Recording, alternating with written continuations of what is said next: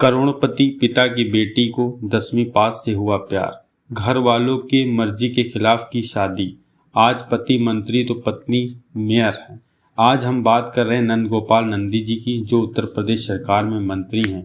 कभी black and white TV को 50 पैसे किराए पे लोगों को महाभारत दिखाते थे। अर्श से लेके फर्श तक का सफर कैसे किया, दूध वाले से भिजवाते थे लव लेटर। नमस्कार, आप सभी लोगों का हमारे वीडियो में स्वागत है। चैनल पे आप लोग नए हैं, चैनल हमारा सब्सक्राइब कर लें। आइए जानते हैं नंद गोपाल नंदी जी की पूरी कहानी। 14 फरवरी यानी वैलेंटाइन डे, प्यार के नाम पर मनाया जाने वाला एक दिन। आज के दिन हम कहानी लाए हैं एक ऐसे करोड़पति पिता की ग्रेजुएट बेटी की, जिसको एक 10वीं पास गरीब लड़के से प्यार हो जाता है, लेकिन परिवार को ये रिश्ता एकदम मंजूर नहीं होता। इसीलिए दोनों भागकर शादी कर लेते हैं। इस कहानी में जो लड़का है वो आज योगी सरकार में मंत्री और जो लड़की है वो प्रयागराज की मेयर है। हम बात कर रहे हैं नंद गोपाल नंदी और अभिलाषा गुप्ता की। चलिए इनकी पूरी कहानी जानने के लिए 30 साल आपको हम पीछे ले चलते हैं। बीए पास लड़की को 10वीं पास लड़के से हुआ प्यार। कहानी में दो मुख्य किरदार हैं। पहला किरदार है गरीब परिवार में पला बढ़ा एक लड़का नंद गोपाल नंदी। पिता डाक विभाग में और मां घर में सिलाई बुनाई का काम करती। 5 लोगों का परिवार, जैसे तैसे 2 वक्त की रोटी के पैसे जुट पाते थे। पैसे भी नहीं थे, इसीलिए नंदी ने पढ़ाई के साथ काम शुरू कर दिया। वो होली पर सड़क किनारे गुलाल तो दिवाली में पटाखे बेचने लगी। इससे वो जो कुछ पैसे कमाते उससे अपने परिवार के लिए रोटी का इंतजाम करते। कहानी का दूसरा किरदार है अभिलाषा गुप्ता, जो एक करोड़पति परिवार में पली बढ़ी। पिता ब्रोकर थे, साथ ही बिजनेस भी संभालते थे।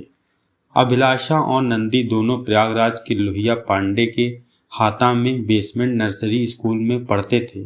घर भी एक ही गली में है, एक दूसरे से जान पहचान भी थी। आते जाते कभी मुलाकात हो जाती, लेकिन अब तक दोनों में ना दोस्ती थी ना प्यार। कुछ दिनों बाद स्कूल बदला तो संपर्क छूट गया। अभिलाषा का परिवार उन्हें पढ़ाना चाहता था, इसीलिए उन्होंने बीए में एडमिशन ले लिया। एक तरफ अभिलाषा पढ़ाई कर रही थी, वहीं दूसरी तरफ नंदी को घर के हालातों के चलते 10वीं के बाद पढ़ाई छोड़नी पड़ी। उन्होंने अब इधर उधर से पैसे इकट्ठा कर एक ब्लैक एंड व्हाइट टीवी खरीदी, जो लोगों को 50 पैसे में महाभारत दिखाकर कुछ पैसे कमाने लगे। साल 1992 में नंदी के पास अब तक कुछ पैसे जमा हो गए, जिससे एक मिठाई की दुकान शुरू की। मिठाई की दुकान से नंदी ने इतने पैसे बना लिए कि वो बिजनेसमैन की तरह सोचने लगे। कुछ दिन बाद थोड़े पैसे और कुछ जुगाड़ से नंदी ने एक ट्रक लिया, साथ में दवाओं की एजेंसी खोलकर काम शुरू कर दिया। साल 1994 आता है। नंदी ने अपने रिश्तेदार के साथ मिलकर ईंट भट्ठे का बिजनेस शुरू किया। एक दिन नंदी संतना के महर देवी मंदिर दर्शन करने पहुंचे। अभिलाषा यहां आई थी। मंदिर में ही दोनों की दोबारा मुलाकात हुई। यहीं से दोनों के बीच बातचीत का सिलसिला शुरू हो गया। दोस्ती हुई। कुछ वक्त गुजरा तो दोनों को एहसास हुआ कि वो एक दूसरे से प्यार करते हैं। नंदी ने अपने प्यार का इजहार किया, अभिलाषा ने हाँ कर दिया। दूध वाले से लेकर घर की नौकरानी तक भिजवाते थे लव लेटर। उस वक्त उनके पास ना मोबाइल थे, ना एक दूसरे से बात करने का कोई साधन। इसीलिए नंदी कभी दूध वाले से तो कभी अभिलाषा के घर में काम करने वाली नौकरानी से लव लेटर भिजवाते थे। ये सिलसिला करीब 2 साल तक चलता रहा। इस बीच दोनों एक दूसरे के और करीब आ गए।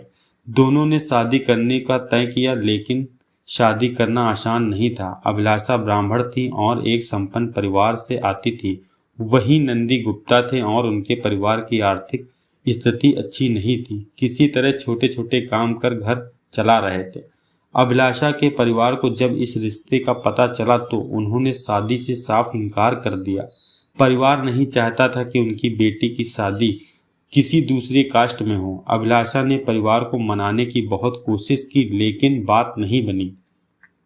अभिलाषा बताती हैं कि वो एक ऐसा दौर था जब मेरे परिवार को खुद से ज़्यादा समाज की फिक्र करनी पड़ती थी।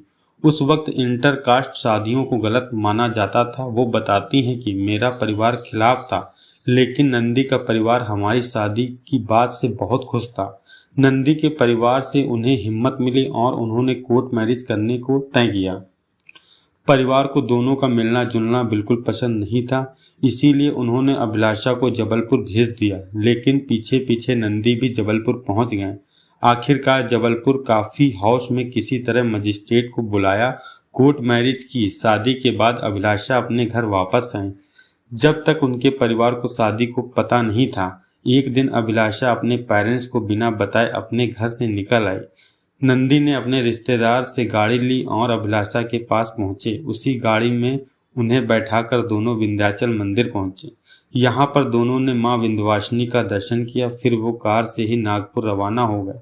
वहां नंदी अपने एक दोस्त के पास रहने चले गए। यहीं से शुरू हुआ दोनों की शादीशुदा जिंदगी का सफर। नंदी छोटे व्यापार करके पैसे बचाते तो अभिलाषा दुकान चलाती थी। अभिलाषा और नंदी ने शादी तो कर ली, लेकिन दोनों के पास घर चलाने का कोई साधन नहीं था। आलम यह था कि 2 वक्त की रोटी भी बहुत जुगाड़ के बाद नसीब होती थी। लेकिन दोनों ने हार नहीं मानी। नंदी अगर 20 रुपए कमाते तो उसमें से 10 रुपए बचा लेते। इन्हीं बचे हुए पैसों से उन्होंने अपने ईंट भट्टे का बिजनेस को आगे बढ़ाया। नंदी की माँ एक छोटी सी दुकान भी थी। अभिलाषा इसी दुकान का काम संभालने में उनकी मदद करती। धीरे धीरे नंदी का बिजनेस सफल होने लगा। अब प्रयागराज के सफल व्यापारियों में उनका नाम आने लगा। साल 2007 आता है। नंदी पर व्यापार देखते तो अभिलाषा अपना घर और दुकान संभालती। व्यापार में सफलता मिलने के बाद नंदी ने राजनीति में हाथ आजमाने को सोचा। पार्टी चुनी भाजपा। पार्टी के बड़े नेता इंद्रजीत सरोज के पास गए और कहा, हमको इलाहाबाद शहर दक्षिणी सीट से चुनाव लड़ना है। इंद्रजीत बोले, पहले कभी चुनाव लड़ा है? नंदी ने कहा, नहीं, लेकिन अब विधायकी लड़ूंगा। इंद्रजीत बोले, 2 दिन बाद बहन जी आ रही हैं, तुमको मिलवाएंगे। 2 दिन बीते। इंद्रजीत नंदी को मायावती के सामने लेकर खड़े हो गए। मायावती ने कहा, तुमको पता है ना, उस सीट पर केसरी नाथ त्रिपाठी बहुत पैसा खर्च करते हैं, तुम कर पाओगे? नंदी बोले, हाँ। मायावती बोले, कितना खर्च कर पाओगे? नंदी बोले, केसरी नाथ त्रिपाठी से 2 गुना। मायावती ने इलाहाबाद शहर दक्षिणी से नंदी को टिकट दे दिया। उन्होंने बीजेपी के केसरी नाथ त्रिपाठी को हरा दिया।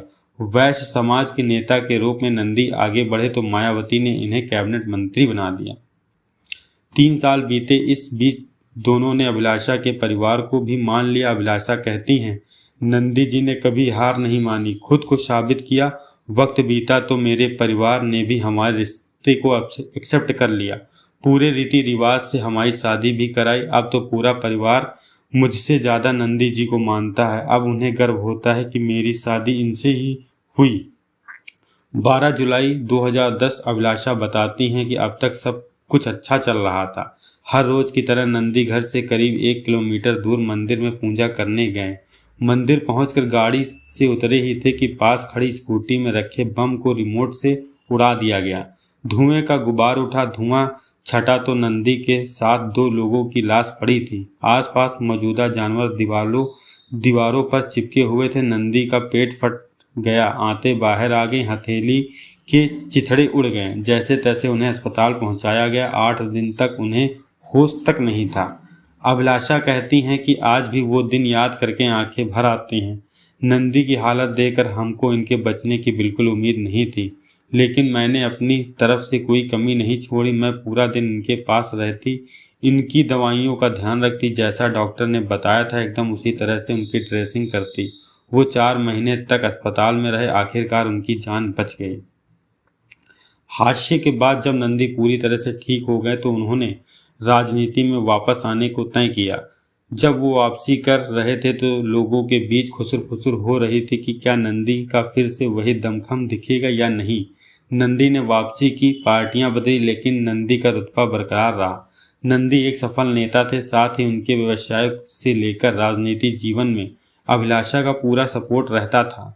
वो उनके लिए वोट मांगने घर घर जाती, उनको चुनाव लड़ने में पूरी मदद करती थी, लेकिन अब तक वो खुद राजनीति से दूर रहती।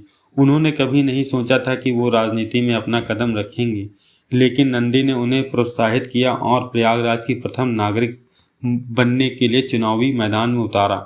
साल 2012 में राजनीति में विपरीत हवा होने के बावजूद अभिलाषा गुप्ता ने मेयर का चुनाव जीत लिया। साल 2017 में दोनों अभिलाषा और नंदी ने बीजेपी ज्वाइन कर ली। आज अभिलाषा प्रयागराज की मेयर हैं और नंद गोपाल नंदी योगी सरकार में औद्योगिक विकास मंत्री हैं। अभिलाषा कहती हैं कि उनकी सफलता के पीछे उनके पति नंद गोपाल नंदी का बहुत बड़ा हाथ है। उन्होंने ही मुझे एक घर का काम संभालने वाली महिला से प्रयागराज की मेयर तक बना दिया। ये तो थी नंद गोपाल नंदी और अभिलाषा की प्रेम कहानी। आप लोगों को आई होप अच्छी लगी हो। चैनल हमारा सब्सक्राइब करें और इसी तरह कहानी हर रोज आप लोग सुनने को मिलेंगी। चैनल में जाके हमारा कमेंट करें। जय हिंद, जय भारत। मिलते हैं नेक्स्ट डे।